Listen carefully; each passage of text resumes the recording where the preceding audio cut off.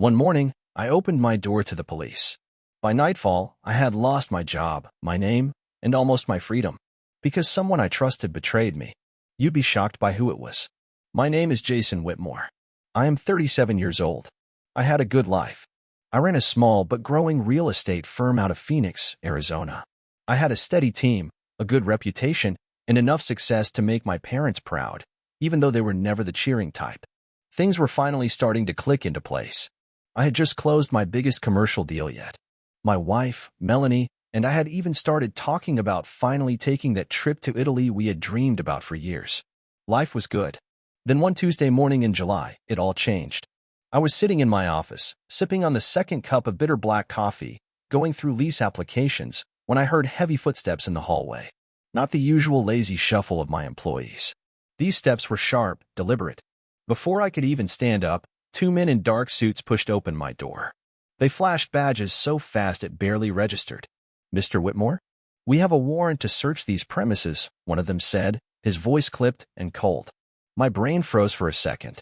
I actually laughed a little, thinking it had to be some mix-up. Maybe they had the wrong building.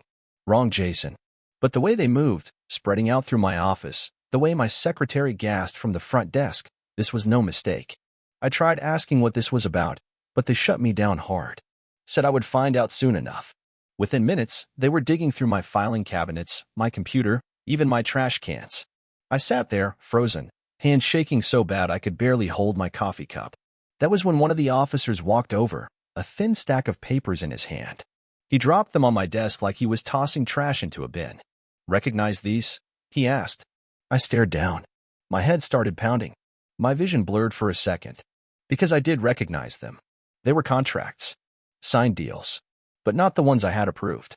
Somebody had forged my name. Changed the terms. Hiked up the numbers. The ink on those papers might as well have been blood, because the moment those documents hit my desk, my reputation, my career, everything I had built, was already bleeding out.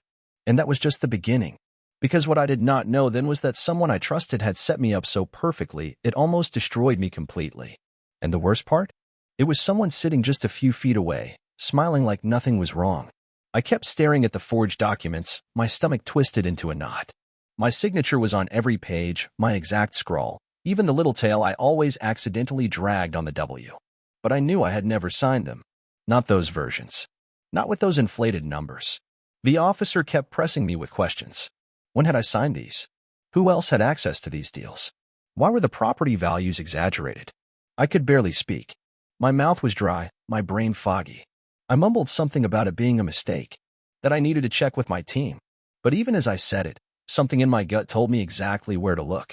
There were only 3 people in my office who had access to the contracts and the authority to draft client-facing paperwork. I trusted all of them, or so I thought. But one name kept flashing in my mind like a warning light. Darren. Darren had been with me for 3 years. He was sharp, charming in that overconfident kind of way. The kind of guy who always talked too much at happy hour, but who got the job done. So I let the little things slide. I used to joke that he was like a younger version of me, just more polished, more bold.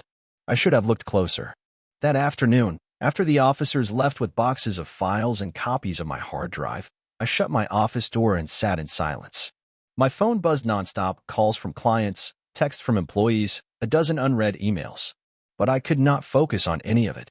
I opened my internal server and started digging through the file logs. It was slow, painful work. I was no tech genius, but I knew enough to see the edits had been made under Darren's account. Timestamped. Modified. Resaved. He had accessed sensitive documents after hours. Changed key clauses. Switched client names. Adjusted valuation figures just enough to raise flags. The more I uncovered, the colder I felt. This was not a mistake. This was a full-blown setup. And it worked. The IRS was already involved. They thought I had inflated property values to secure false tax deductions. Fraud. Possibly conspiracy. And if I did not prove otherwise, I would be facing years behind bars. I sat back in my chair, staring at the screen, heart pounding. Betrayal was not a strong enough word. This was surgical. Planned. And then came the final blow. I clicked on a folder Darren had labeled innocently enough Q3 commissions. Inside it were scanned copies of checks. Checks with my forged signature. Checks made out to Darren's personal account. Tens of thousands of dollars. I could not breathe. This guy had stolen from my company, dragged my name through the mud, and left me to take the fall. And no one, not the authorities, not my investors, not even my clients, had any reason not to believe it was me. I knew I had to confront him. I had to get him to talk. So I called him in. But when he walked through my office door, something was off. His smile was too calm. His eyes too confident. Like he knew exactly what he had done. And worse? Like he had no intention of running. Darren strolled into my office like it was any other Tuesday. He straightened his collar, flashed that smug grin, and said, "You wanted to see me?" I studied him for a second, really looked at him. The way he stood. The way he moved. Relaxed. Too relaxed for a man who had just burned down the house he worked in. I motioned for him to sit. My voice came out low, calm. "Close the door." He shrugged, shut the door, and dropped into the leather chair across from me. His legs spread wide like he owned the place. Like none of this was real. I turned my monitor toward him, pulled up the folder. The edited contracts. The commission trail. The timestamps. The forged checks. I did not say a word. Just let it all hang there in silence. Darren's smile never fully faded, but I saw his jaw tighten slightly. A crack in the mask. Finally, I spoke. "You want to tell me what this is?" He leaned forward, glanced at the screen, then back at me. "You were seriously asking me that?" "Dead serious." He exhaled sharply, chuckled once, like I was being ridiculous. "I do not know what game you are playing, Jason, but if you think I am taking the fall for your screw-ups, think again." I felt my fist clench. My screw-ups. You think I do not know what is going on? You get caught and now suddenly I am the villain. I blinked. My heart skipped a beat. Was this really happening? He doubled down. "You let things get sloppy. You were the one who signed off on half those deals without checking the numbers. Everyone knows it. I just did the legwork." I stared at him, the rage boiling just beneath the surface. "You forged my name. You stole from company accounts. You altered contracts." He shrugged. "Prove it." That was when I realized something. He was not denying it. Not really. He was spinning it. He was already building a defense. Shifting blame. Setting the stage. I was halfway to lunging across the desk when the door opened. It was Melanie. She had never just walked into the office before without calling first. But there she was, face pale, eyes red, holding her phone like it was made of glass. Darren stood up fast, suddenly rattled. "Everything all right, Mel?" he asked, voice a little too smooth. I shot him a look that could have split concrete. "Why are you talking to my wife?" Melanie ignored him and walked straight to me. She handed me her phone. No words. Just trembling hands. I took it and looked at the screen. A message thread. Dozens of texts. Between Darren and someone labeled M. And it was not Melanie. No. It was Margot, my assistant. I scrolled through in disbelief. They had been exchanging updates for weeks. Times I left the office.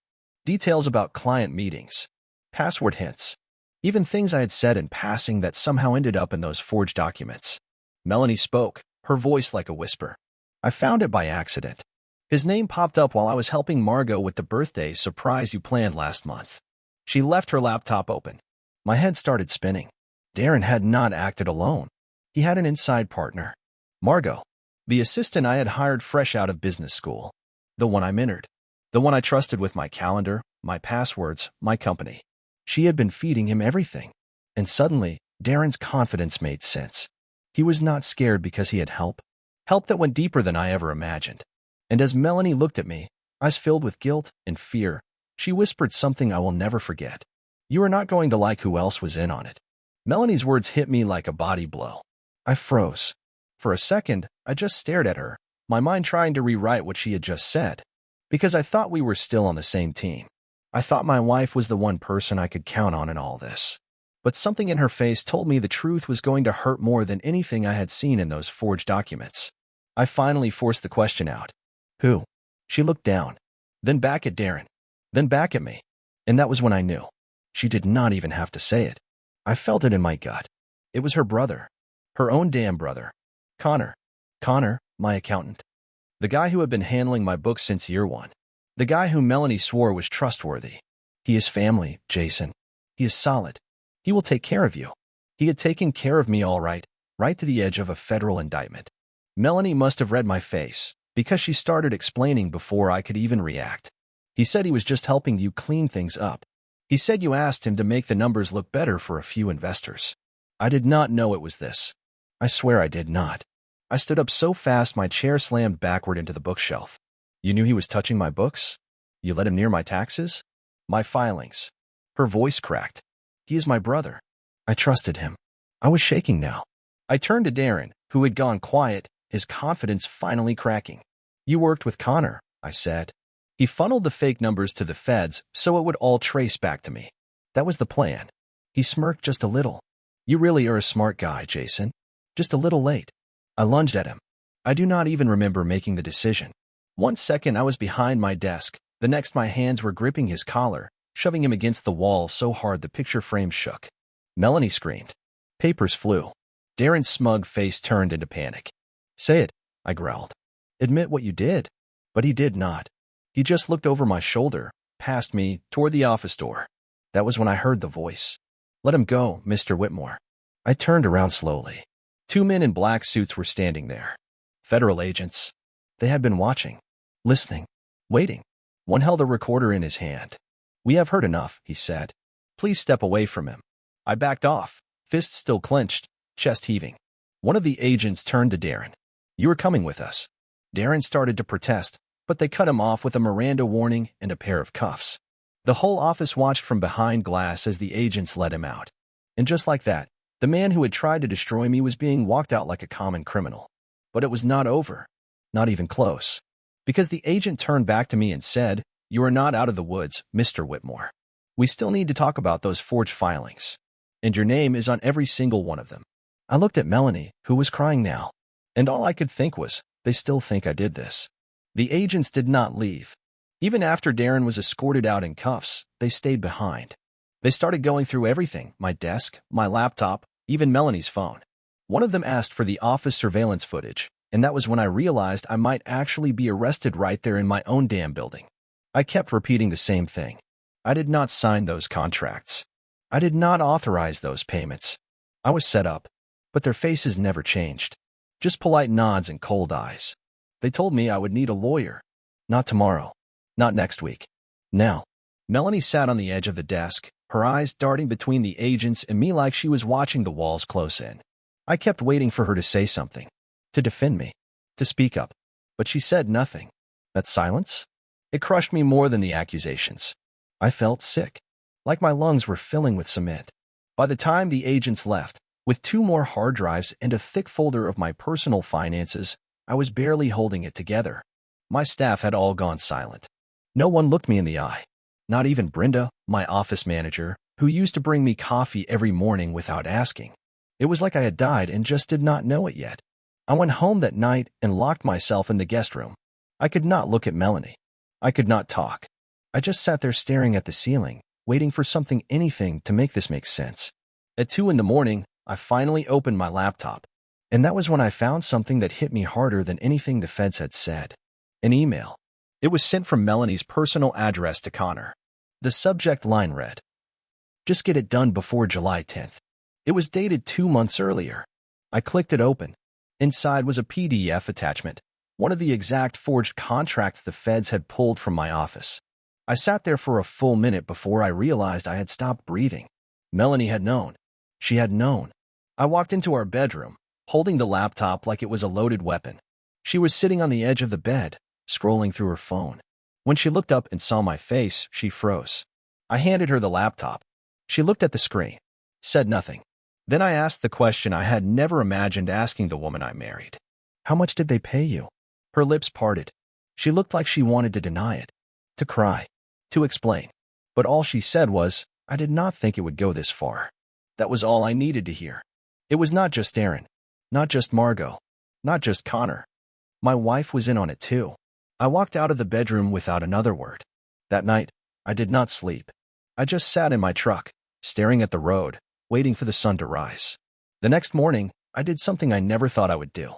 I called the FBI myself, and I said 6 words that still make my hands shake. I want to make a deal. The agent on the phone did not sound surprised when I offered to cooperate. He just asked when I could come in. I told him I would be there in 20 minutes. By the time I walked into that federal building, I had not slept in nearly 30 hours. My hands were shaking, my mouth tasted like metal, and I felt like I had aged a decade overnight. But I knew I had one shot at clearing my name, and I was not going to waste it. They brought me into a small room with a cracked leather chair and a jug of stale coffee on the counter. Two agents sat across from me, one who had been in my office, and a woman I had not met yet. She introduced herself as Agent Kravitz. Calm, sharp-eyed, no nonsense. She got straight to the point. "You want to talk immunity?" I nodded. She laid out the terms. If I could help them gather undeniable proof, audio, video, financial trails, they would consider reducing or even dropping the charges against me. But there were no promises. And if I screwed it up, I would still go down with the rest of them. I agreed. I did not have a choice. That afternoon, they fitted me with a wire. I cannot even describe what that felt like. Knowing I was walking back into my own office, wired like some low-budget spy, pretending everything was normal while my stomach twisted itself into knots.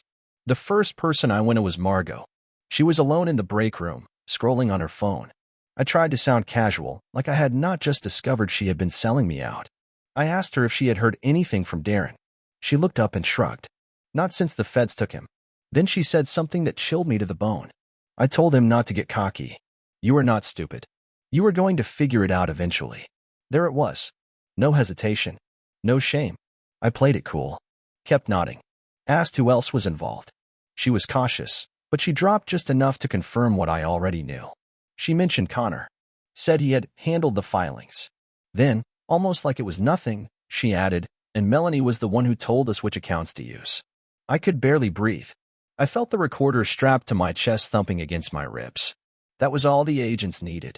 The next morning, they arrested Margot at her apartment. Connor was picked up outside his accounting firm 3 hours later. Melanie? She was served with a warrant that evening. I watched from the curb as they escorted her out of our home. She was barefoot, holding a jacket, her eyes glassy and unfocused. She looked at me as they put her in the back of the car. Not angry, not even scared, just empty. And still, it was not over. Because that night, my lawyer called. "Jason," he said, his voice tight. "You need to see this." He sent me a screenshot. An email forwarded from an anonymous tip line. The subject line read, "You are not safe." And the message? "You think you know who did this. You don't." I stared at that email for what felt like an hour. At first, I thought it was just noise. Maybe someone trying to scare me, stir things up. But the message was too specific. It came through the same anonymous federal tip line the agents had mentioned during our last meeting. Only law enforcement and a handful of cleared reporters had access to it. That meant whoever sent it had either hacked the system or was already inside it. I forwarded the message to Agent Kravitz immediately. She called me within minutes. "We need to meet. Now." We sat in a parking garage across town. No office. No official channels. Just her car and the hum of a vending machine in the corner. She looked more tense than usual. "You need to be very honest with me," she said. "Is there anyone else in your inner circle who might want to see you fall?" I shook my head. "Everyone close to me is already in cuffs. There is no one else." She narrowed her eyes. "Think harder." And that was when a face flashed through my mind. Eric. My best friend since college. My former roommate. My once-upon-a-time business partner. He had been with me when I launched the firm, back before we even had an office. We worked from my garage, splitting pizza and pitching investors late into the night. But 2 years ago, he bailed. Said he wanted out of the real estate game.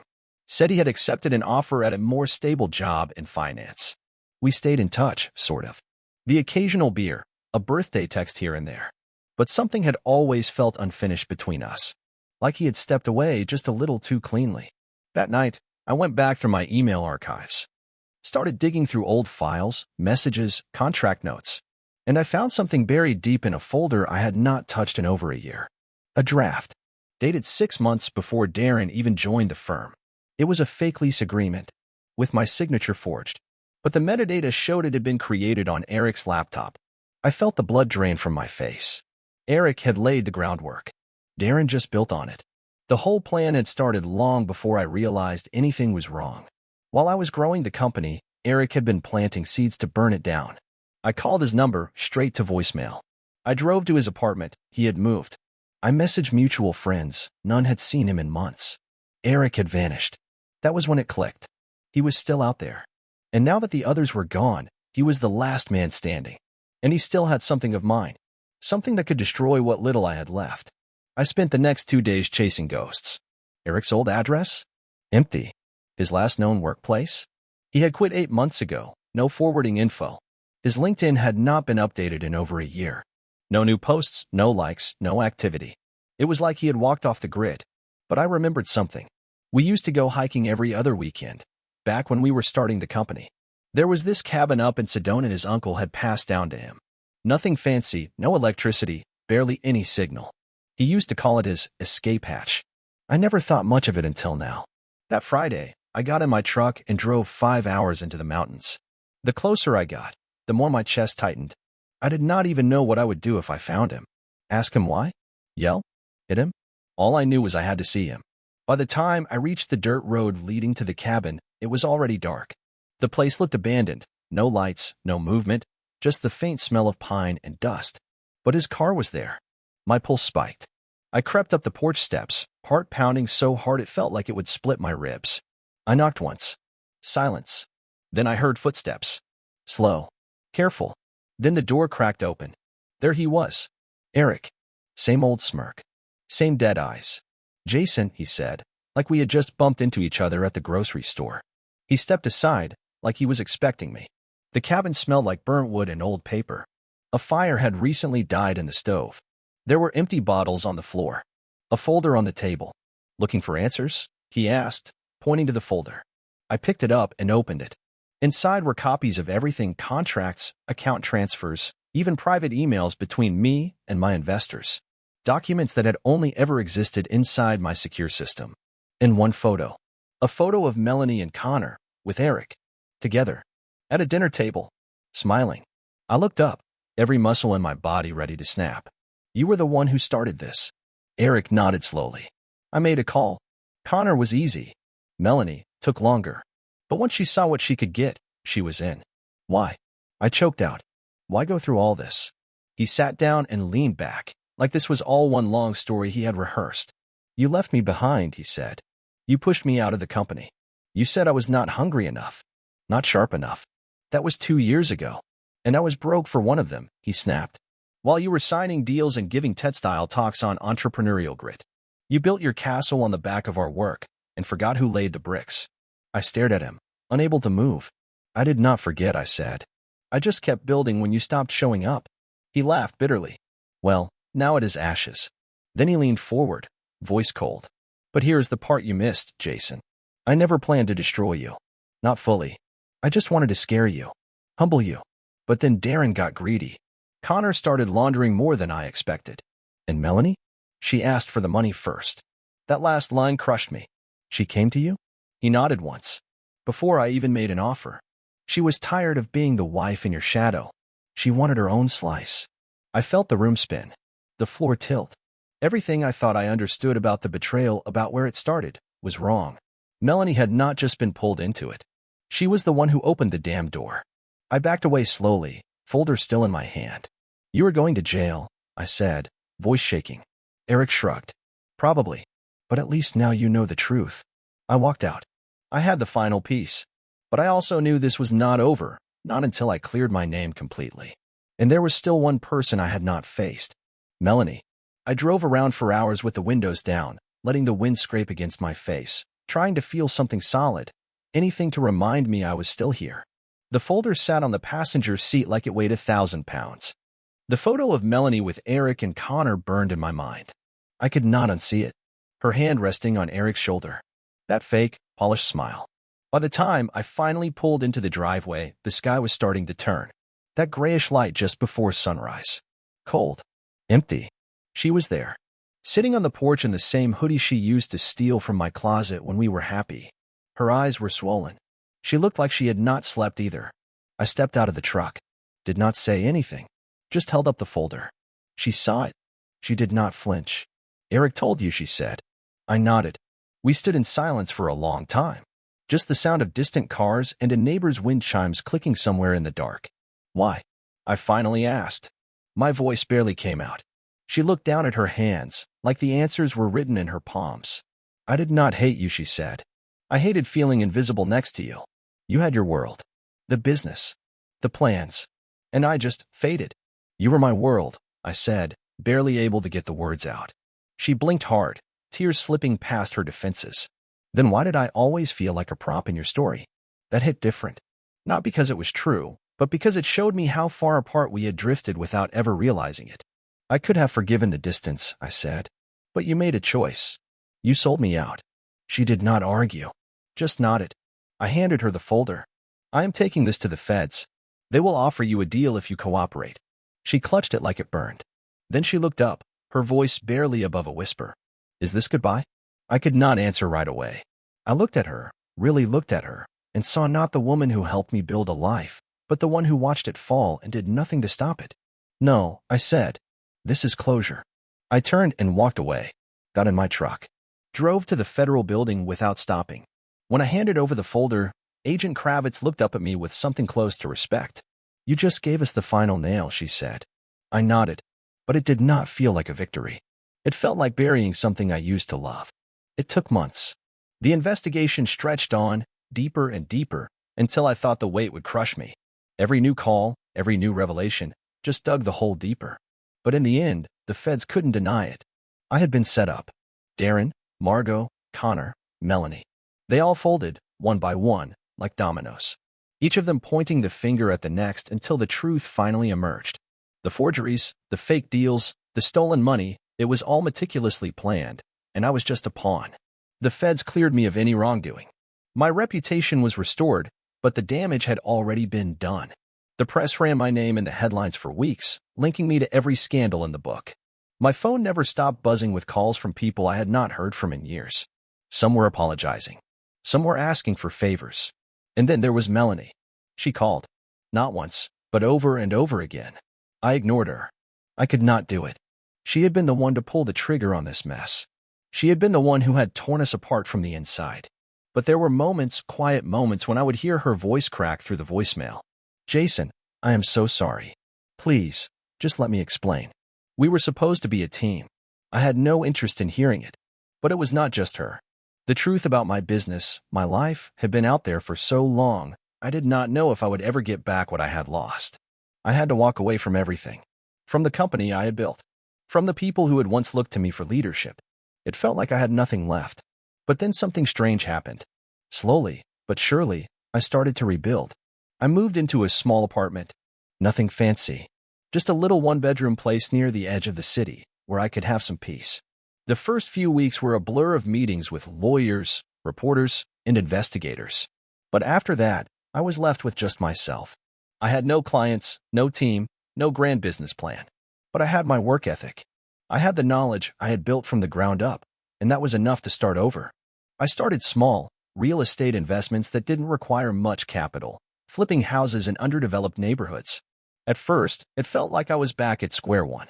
The projects were tough, the hours long, but I felt that same fire. The one that had gotten me through the early days. I kept my circle small. I did not trust easily. I learned that the hard way. But eventually, I built a new reputation.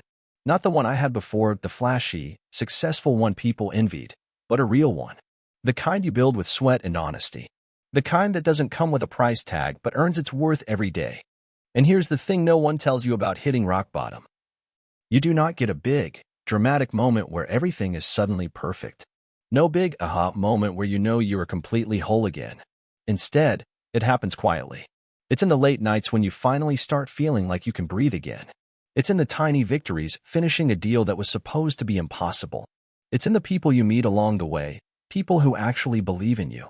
Not because of what you've done, but because of who you are now. The truth is, I'm still rebuilding. And maybe I will always be rebuilding. But this time, I'm doing it on my terms. I do not need the mansion or the office with the skyline view. I do not need the adoration of clients who care more about my name than the work I do. What I need is simple, peace, purpose, and the ability to look myself in the mirror every day. So, to everyone who betrayed me, to everyone who thought they could tear me down and watch me crumble, thank you. You did not break me. You just gave me the chance to start over. And this time, I'm going to do it right. Thank you for staying with me through this story.